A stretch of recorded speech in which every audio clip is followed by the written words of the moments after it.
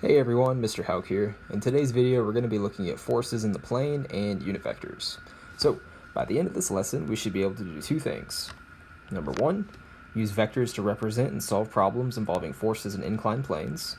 And two, change a vector into a unit vector going in the same direction as that original vector that you were given.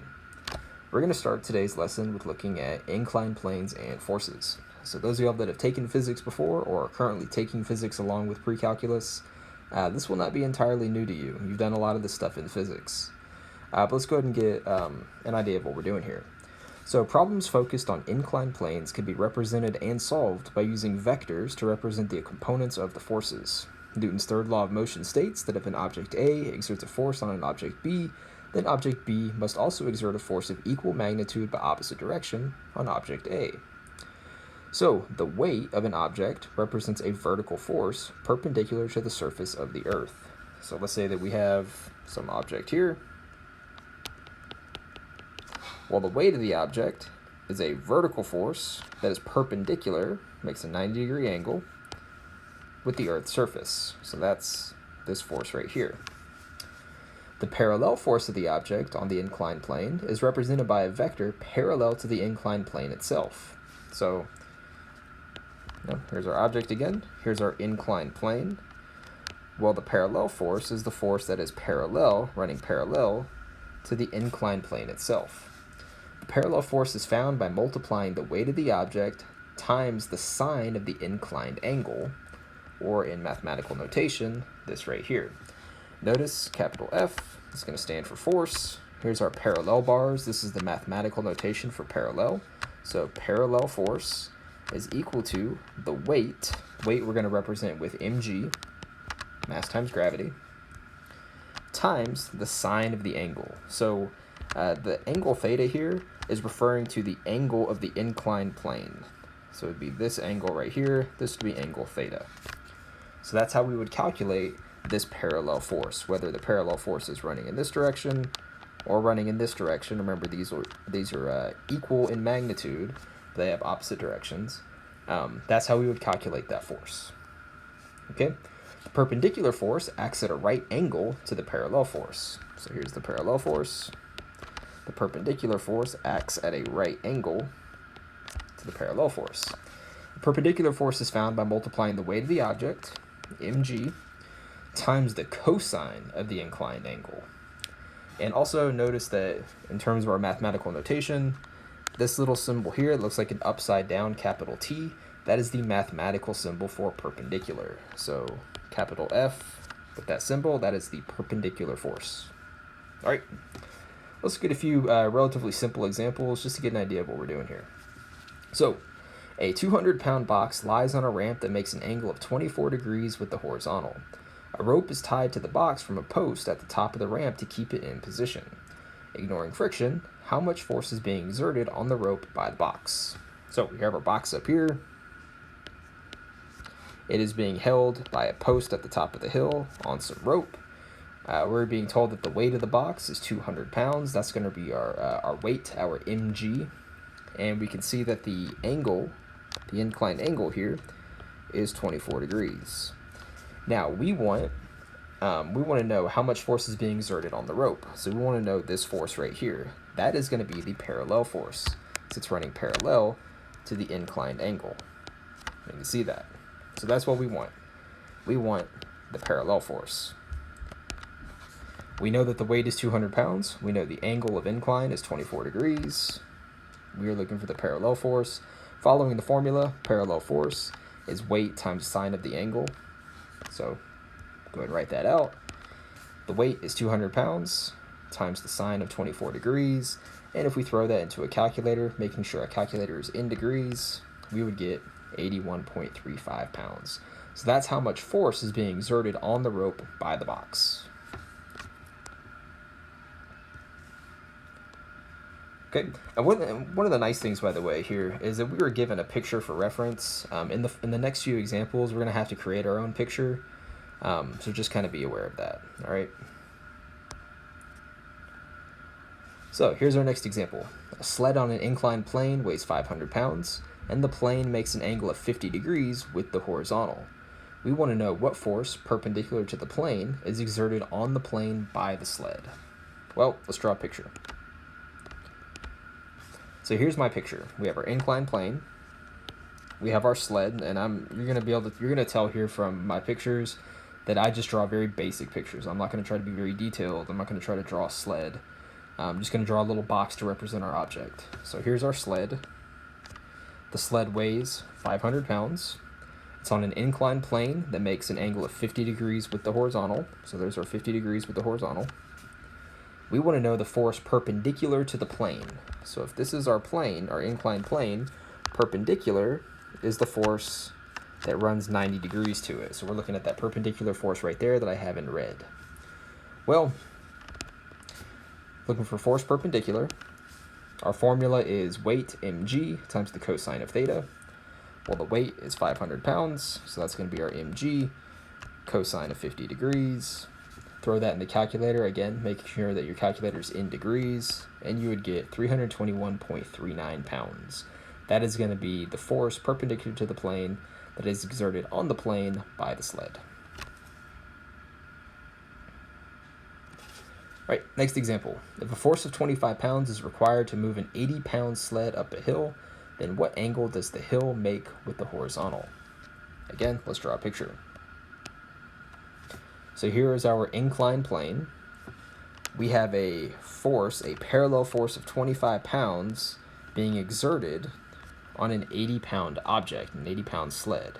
We want to know what angle theta does the hill make with the horizontal to make the situation possible.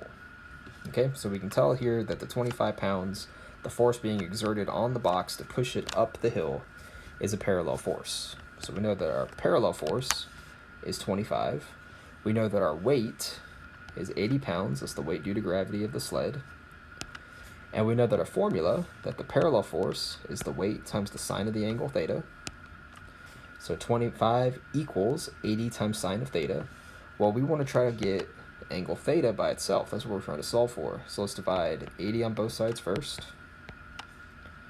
This tells us the sine of theta equals 25 over 80.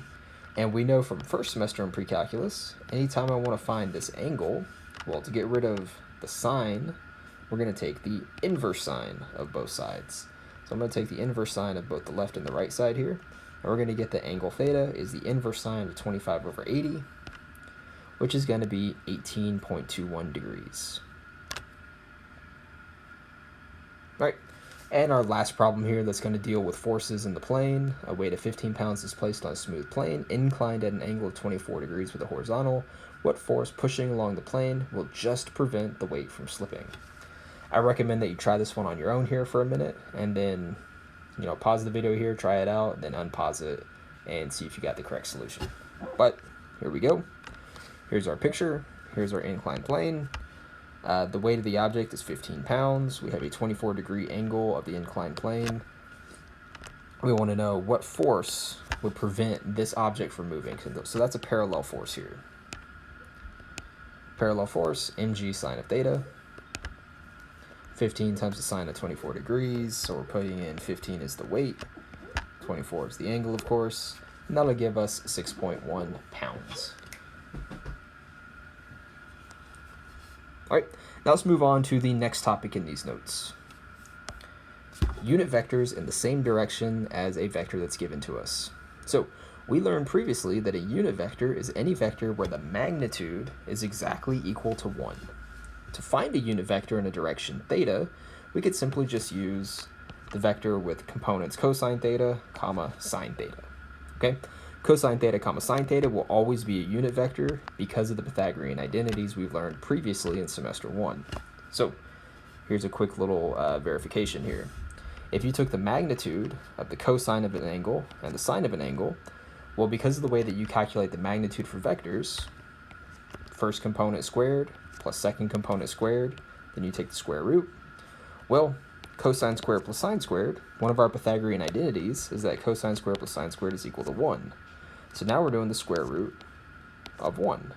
The square root of 1 is 1, and what that's basically verifying for us is that the magnitude of cosine theta sine theta as a vector will always equal 1. So this is always a unit vector when you write it out like that, okay? So to convert any vector x comma y into a unit vector in the same direction, what we need to do is change the magnitude of the original vector to be 1. This is accomplished by dividing your original vector by its own magnitude, okay? So let me say that again. To convert any vector, xy, into a unit vector in the same direction, you need to take that vector and divide it by its own magnitude. Here's the original vector. Here's the new vector, the unit vector in the same direction. It's the same horizontal and vertical components divided by the magnitude of the original vector. So let's try one out. Let's find a unit vector in the same direction as vector 4, negative 7, or the vector with components 4 and negative 7. So I'm just going to call it vector v. You can call it whatever you want here because we didn't give it a name, but I'm going to say vector v is the vector with components 4 and negative 7. We're going to need to find the unit vector in the same direction as that vector. We got to divide it by its magnitude. So the magnitude of that vector, well, we know how to find magnitude pretty easily. That's the square root of 4 squared plus negative 7 squared. That's going to be square root of 65. And since 65 is just 13 times 5, neither one of those are perfect squares. We can't simplify the square root any further. So the magnitude is just square root of 65. Now, to find the unit vector in the same direction as that vector, the original one, let's take the original vector with components 4, negative 7, and divide each of those components by the magnitude of that vector. So 4 divided by square root of 65, negative 7 divided by square root of 65. But we know in this class, we don't like square roots in denominator, so we're going to multiply both top and bottom of each of these components by square root of 65 over square root of 65. And that would give us 4 square root of 65 over 65, comma, negative 7 square root of 65 over 65. Now, you might be saying, but Mr. Houck, I don't believe you. I don't believe that this is a unit vector to begin with, and I don't believe that it's going in the same direction as our original vector. Well, let's go ahead and verify that it really is a unit vector and that it really is going in the same direction. And we'll do that with our good friend Desmos. And let me go ahead and split screen these just so I can see exactly what I'm doing here. Okay, so first, let's go ahead and confirm that our new vector really is in fact a unit vector. So we're going to do the definition of a unit vector is a vector that has magnitude exactly equal to 1. Let's verify that the magnitude of this thing is really 1. So square root, we're going to go ahead and, not 2, we're going to add, square and add these components together. So the first component is this 4 root 65 over 65. So 4 square root 65 over 65. The second component is negative 7 square root 65 over 65. And notice that the magnitude that I'm getting is 1 exactly, meaning that yes, this is in fact a unit vector. So that's the first part checked off. Yes, that worked. Now let's verify that this unit vector has the same direction as our original vector. So let's do the direction of the original vector. Well, we know that first off, we need to be in degrees. Switch Desmos to degrees. We know that to calculate the direction of a vector, we do the inverse tangent of the vertical component, negative 7, divided by the horizontal component, 4. Okay? So we can see that the direction of the original vector is negative 60.26 degrees. Well, now let's check the direction of our new unit vector. Inverse tangent, vertical component, divided by horizontal components. There's a lot of fractions here. So we have vertical component, negative 7 square root 65 over 65, divided by horizontal component, 4 square root 65 over 65. And we get also the exact same angle, negative 60.26 degrees. So what that's telling us is that yes, it was a unit vector, and we just showed that both the original vector and our new vector are in the same direction. So we can see that that process worked. All right, so let's try one more problem. A soccer player kicked the ball with a force represented by a vector with components 23, 12, find the unit vector going in the same direction as the soccer player's kick. Okay? So, the original vector is right here. Component's 2312. We know that we're going to need its magnitude to perform this calculation. So the magnitude of the original vector, 23 squared plus 12 squared, take the square root. It's going to give us square root of 673, which I do not believe is going to simplify any. So let's go ahead and find our unit vector in the same direction as the original vector. Well, we're going to take our original vector's components, 23 and 12, divide them by the magnitude, square root of 63. And again, we know we don't like square roots in denominators, so we multiply square root of 63 to the top and bottom of each of these components. And that's going to give us 23 square root 673 over 63 and 12 root 673 over 673.